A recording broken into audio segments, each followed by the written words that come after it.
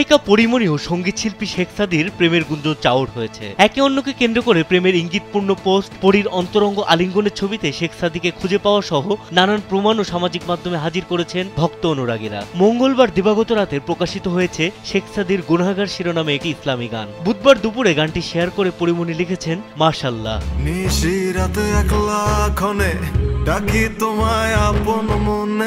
তরুণ প্রজন্মের গায়ক শেখ সাদির ইউটিউব ও ফেসবুকে বেশ খ্যাতি ও জনপ্রিয়তা রয়েছে। তার গাওয়া অনেক গানই কোটির বেশি ভিউ হয়েছে। সে ধারাবাহিকতায় পবিত্র রমজানে এবার ইসলামী গান নিয়ে এলেন শেখ সাদি।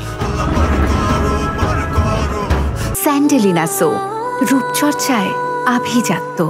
গুনাহগার শিরোনামের গানটির গীতিকার ও সুরকার মুস্তফা সুমন, সঙ্গীতে ছিলেন শোভন রয়, পরিচালনা করেছেন নাসিমুল মুরসালিন।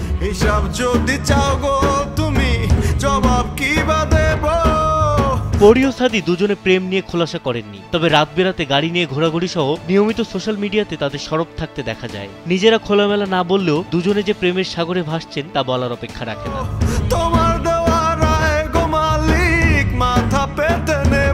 তৌফিক মেজবা, কালবেলা।